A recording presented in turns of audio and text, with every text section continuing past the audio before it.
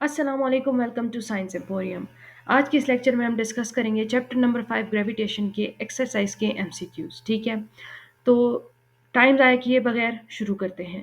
सबसे पहला जो आपका एमसीक्यू है वो कहता है two masses are separated by distance r. If both masses are doubled, the force of the interaction between two masses changes by a factor of option A 2, option B 4, option C 1 by 2 and option D 1 by 4। तो सबसे पहले तो इस statement को समझते हैं कि इस एमसीक्यूज में आपसे पूछा क्या जा रहा है। तो आपसे ये पूछा जा रहा है कि आपके पास दो मासेस हैं, ठीक है, और उसको हमने एक डिस्टेंस आर से सेपरेट किया हुआ है। अगर आपके ये मासेस जो है हम डबल कर दें तो आपके पास फोर्स जो है, जो इन दोनों मासेस के दरमियान फोर्स मौजूद है, फोर्स ऑफ इंटरेक्शन मौजूद है, उसमें क्या चेंजेस आएंगी। By what factor will it increase or decrease? By a factor of 2, by a factor of 4, by a factor of 1 by 2 और by a factor of 1 by 4। तो अगर आप स्टेटमेंट को गौर से देखें तो यहाँ पे आपके पास दो मासेस गिवन है, एक आपके पास डिस्टेंस गिवन है और फोर्स का जिक्र किया जा रहा है। तो जाहिर सी बात है, ग्रेविटेशन के चैप्टर का जो सबसे पहला आपका टॉपिक है जिसमें हम लॉ ऑफ यूनिवर्सल ग्रेविटेशन को पढ़ते हैं, उसका जो फार्मूला है, उसका जो मैथमेटिकल फॉर्म है, उसी के बारे में यहाँ पे बात की जा रही है। That is F is equal to G M one M two divided by are square. ठीक है, आपके पास इस फॉर्म को डिस्कस किया जा रहा है। तो अब क्या हो जाएगा, आपके पास कहते हैं कि ये जो आपका M1 है और जो M2 है, इसको अगर हम 2M1 और 2M2 कर लें तो फिर आपके पास फोर्स के ऊपर क्या इफेक्ट आएगा। तो चले देखते हैं, मैथमेटिकली इसको करते हैं। लेट्स से मेरा M1 जो है वो 2M1 की इक्वल हो गया और जो मेरा M2 है वो 2M2 की इक्वल हो गया।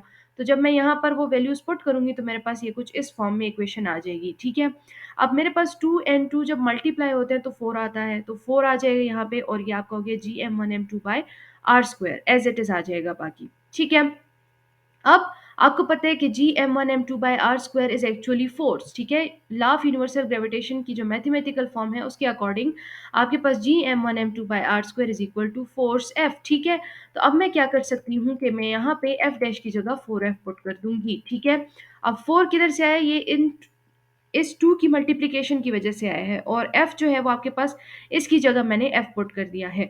तो अब यहाँ से मुझे क्या समझ आ रही है, मुझे ये समझ आ रही है कि जब मैं दो मासेस को जो कि आपने डबल कर दी हैं उसको सेपरेट कर दूं विद डिस्टेंस आर, तो उसके फोर्स में जो फोर्स ऑफ इंटरेक्शन होगा बिटवीन दीज टू मासेस वो हमारे पास बाय फैक्टर ऑफ 4 इंक्रीज हो जाएगा। ठीक है, तो करेक्ट ऑप्शन आपका कौन सा आता है, ऑप्शन बी 4। ठीक है, यहाँ आप देख सकते हो ये जो आपका ऑप्शन बी है विच इज 4, ये आपका करेक्ट ऑप्शन हो गया। आते हैं नेक्स्ट एमसीक्यूज की तरफ। तो नेक्स्ट जो आपका एमसीक्यू है वो आपको कहता है the radius of earth is. यहाँ से स्ट्रेट अहेड आपसे पूछा जा रहा है कि रेडियस ऑफ अर्थ क्या है। तो ये याद करने वाली चीज़ है, आपको ये वैल्यूज याद होनी चाहिए कि आपके पास रेडियस ऑफ अर्थ क्या है, मास ऑफ अर्थ क्या है, आपके पास कैपिटल जी की वैल्यू क्या है, आपके पास स्मॉल जी की वैल्यू अर्थ पे क्या है और डिफरेंट प्लैनेट्स पे क्या है और मून पे क्या है। ठीक है, तो इन चीज़ों का आपको पता होना चाहिए। तो द रेडियस ऑफ अर्थ जो है वो आपके पास क्या है, it is 6.4 10 power 6 metre. So the correct option in the MCQ number 2 is option D. ठीक है, 6.4 10 पावर 6 मीटर। नेक्स्ट एमसीक्यू की तरफ आते हैं which is asking you the SI unit of gravitational constant जी, यानी कि जो आपका कैपिटल जी है इसका यूनिट क्या है। वैसे तो ये आपको जुबानी भी याद होगा कि आपके पास इसका यूनिट क्या है, न्यूटन मीटर स्क्वायर पर केजी स्क्वायर या फिर newton metre square kilogram minus two represents पर केजी स्क्वायर। ठीक है, तो आपका ऑप्शन भी यहाँ पे करेक्ट आता है। लेकिन अगर आप इसको सॉल्व करके फाइंड आउट करना चाहते हो तो वो आप कैसे करोगे। तो आपके पास क्या है, F is equal to G M one M two by are square. यहाँ से अगर मैं जी की वैल्यू निकालूंगी तो मैं आर स्क्वायर को बोथ साइड पे मल्टीप्लाई कर दूंगी और एम वन एम टू को बोथ साइड्स पे डिवाइड कर दूंगी, तो मेरे पास जी की वैल्यू आ जाएगी r square F divided by m one M two. ठीक है, अब आपको पता है कि आर का जो यूनिट है वो क्या है, जो आपका रेडियस है या लेंथ है उसका यूनिट क्या है, मीटर। तो यहाँ हमने मीटर पुट कर दिया और चूंकि आर के ऊपर स्क्वायर है तो यहाँ पे हमने स्क्वायर पुट कर दिया, this is metre square. Force का यूनिट आपके पास है न्यूटन। मास m1 का यूनिट है आपके पास केजी और m2 का भी आपके पास यूनिट केजी है, बिकॉज ये मास है और मास का यूनिट आपके पास केजी होता है। ठीक है, तो ये आपके पास आ गया न्यूटन मीटर स्क्वायर पर किलोग्राम स्क्वायर। ये केजी इस केजी के साथ मल्टीप्लाई के किलोग्राम स्क्वायर बना लेगा। ठीक है, या फिर इसको आप ऐसे लिख सकते हो newton metre square kilogram minus two. तो अगर आपको याद नहीं है तो आप इस फॉर्मूला से अपने लिए ये यूनिट जो है कैपिटल जी का फाइंड आउट कर सकते हो। So the correct option is option B. Next MCQ की तरफ आते हैं। What is the mass on planet Mercury of an object that weighs 784 Newton on Earth surface। ठीक है, अब आपसे पूछा गया है कि प्लेनेट मर्क्यूरी के ऊपर एक ऑब्जेक्ट का मास कितना होगा जिसका मास जिसका वेट जो है वो 784 न्यूटन है ऑन अर्थ सरफेस। तो आपको अगर मास एंड वेट का कॉन्सेप्ट पता हो तो ये एमसीक्यू आप इसमें कभी भी कंफ्यूज नहीं होंगे और आप स्ट्रेट अहेड इसको सॉल्व करेंगे। आपको पता है कि मास एंड वेट में एक फ़र्क है, और वो फ़र्क ये है कि आपके पास जो वेट होता है वो प्लैनेट टू प्लैनेट चेंज होता है, ठीक है? बल्कि लोकेशन टू लोकेशन चेंज होता है। इवन तो अगर आप अर्थ में ही मौजूद हैं, अर्थ के एटमॉस्फेयर में हैं, तब भी अगर आप किसी हायर पॉइंट पे चले जाते हैं, तो आपके पास वेट में चेंज आता है, या फिर किसी लोअर पॉइंट पे चले जाते हैं, तो अकॉर्डिंगली आपके पास वेट में चेंज आता है। Whereas on the other hand मास जो है वो आपके पास कांस्टेंट रहता है, चाहे आप अर्थ पे हो, चाहे आप मरकरी पे हो। अगर आपके पास अर्थ पे आपका 10 केजी मास है, तो मरकरी पे भी आपका 10 केजी मास ही रहेगा।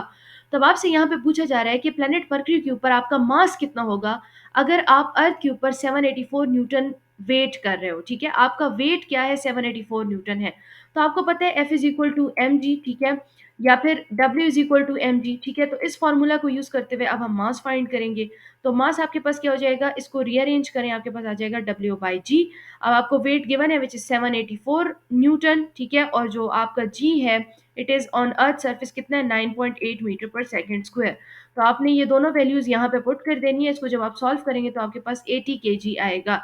यानी कि जो आपका करेक्ट ऑप्शन है that is option A, 80 KG.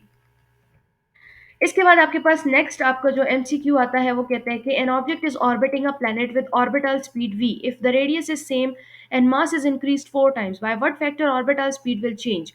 तो यहाँ पे आपसे पूछा गया है कि आपका जो है अगर रेडियस सेम हो और मास जो है उसको आप 4 टाइम्स इंक्रीज कर देते हो, तो आपके ऑर्बिटल स्पीड के ऊपर क्या फर्क पड़ेगा एक ऐसे ऑब्जेक्ट का जो कि आपके प्लैनेट के अराउंड ऑर्बिट कर रहा है विद स्पीड v, ठीक है?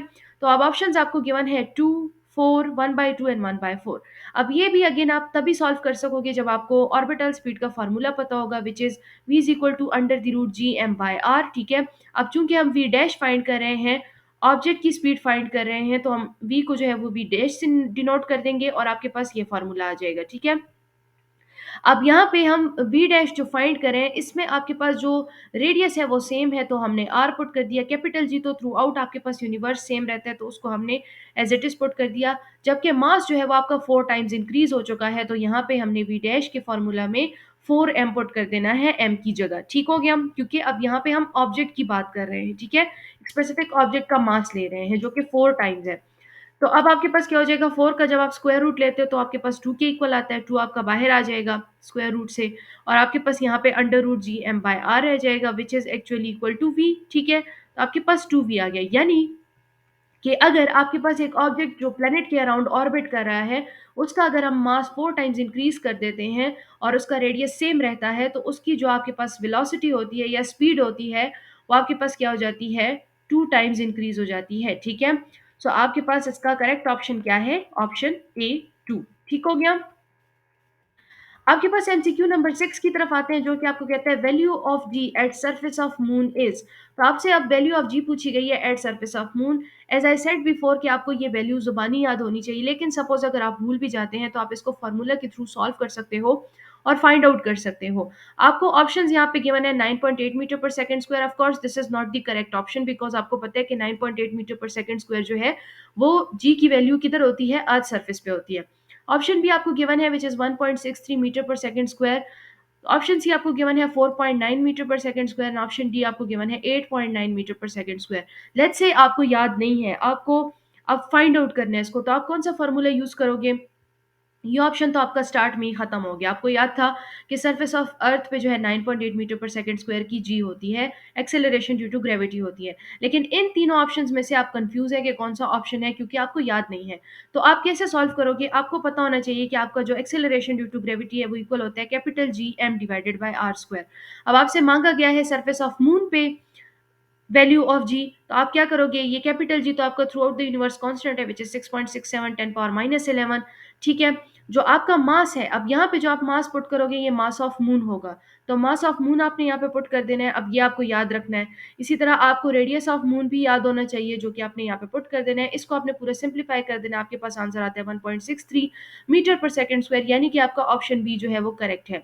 तो या तो आप इस मेथड से इसको फाइंड आउट कर सकते हो, ठीक है, value of ji at the surface of moon, या फिर आप इसको जुबानी याद कर लो। आपको ये सब कुछ सॉल्व करने की ज़रूरत नहीं पड़ेगी और ना ही आपको radius and mass of moon याद रखने की ज़रूरत पड़ेगी। ठीक है, आपको स्ट्रेट अहेड पता होगा कि this is the value of ji at the surface of moon, what 1.63 metre per second square. So the correct option is option B. Next आपके पास आता है the value of G dash with altitude. अब आपको पता होना चाहिए कि जी जो है वो आपके पास इनवर्स रिलेशन रखता है विद डिस्टेंस। अगर आपका डिस्टेंस जो है वो ज्यादा होगा तो वैल्यू ऑफ जी आपकी क्या हो जाएगी, डिक्रीज हो जाएगी। अब यहाँ पे आपको कहते हैं कि आपके पास जी की वैल्यू अल्टीट्यूड के साथ यानी कि हाइट के साथ क्या चेंज आता है वैल्यू ऑफ जी में। तो जाहिर सी बात है, चूंकि आपके पास डिस्टेंस इंक्रीज हो रहा है, अल्टीट्यूड बढ़ रहा है, तो आपके पास जो ग्रेविटी होगी वो आपके पास क्या हो जाएगी, डिक्रीज हो जाएगी। So the correct option over here is option B. फिर आपके पास एट्थ एमसीक्यू कहता है कि when a body moves from sea level to mountain top there is a change in dash. So of course the correct option is weight, क्योंकि आपको पता है मास जो है वो कांस्टेंट रहता है, it is a constant quantity, it does not change. अगर एक बॉडी का 10 केजी मास है एक पॉइंट पे, तो किसी दूसरे लोकेशन पे भी उसका 10 केजी मास ही रहेगा। हाँ, अलबत्ता अगर उसका वेट जो है एक पॉइंट पे 10 न्यूटन है, तो दूसरी जगह पे उसका वेट जो है वो चेंज होके 5 न्यूटन हो सकता है, 100 न्यूटन हो सकता है। सो वेट में चेंज आ सकता है, मास में चेंज नहीं आता। तो यहाँ पे आपका जो करेक्ट ऑप्शन है that is option B. Last जो आपका एमसीक्यू है वो है कि the value of ji at equator is.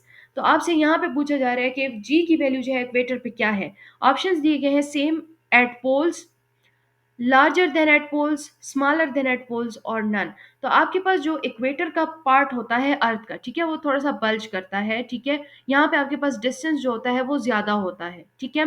तो जब डिस्टेंस ज्यादा हो गया तो इसका मतलब क्या हो गया, ग्रेविटी आपकी कम हो जाएगी। तो पोल्स के ऊपर आपकी ग्रेविटी स्ट्रॉन्गर होती है, इक्वेटर के ऊपर आपकी ग्रेविटी क्या होती है, वीकर होती है। देखिए मैं आपको ड्रॉ करके बता देती हूँ, उससे आपको ज्यादा क्लियर होगा। आपका जो अर्थ होता है ना वो कुछ इस फॉर्म का होता है, ठीक है। ये जो आपका पार्ट है दिस इज इक्वेटर, ठीक है, और ये जो आपका पार्ट है दिस इज योर पोल्स। तो अगर आप यहाँ पर गौर से देखें तो यहाँ पे आपका डिस्टेंस जो है वो क्या हो रहा है, जो आपका आर है वो इंक्रीज हो रहा है, ठीक है। और जाहिर सी बात है अगर आर इंक्रीज होगा तो आपका जी क्या हो जाएगा, वो डिक्रीज हो जाएगा। हेंस जो आपका करेक्ट ऑप्शन है दैट इज ऑप्शन सी, कि आपके पास जो वैल्यू ऑफ जी है वो इक्वेटर पे कम होती है कंपेयर टू पोल्स। पोल्स पे आपका डिस्टेंस जो है वो क्या है, कम है, तो आपकी जो जी होगी वो पोल्स पे ज्यादा हो जाएगी। तो ये हो गया आपका आज का लेक्चर। इंशाल्लाह नेक्स्ट लेक्चर में आपसे मिलती हूँ और हम डिस्कस करेंगे comprehensive questions. Till then take care, अल्लाह हाफिज एंड थैंक्स फॉर वॉचिंग।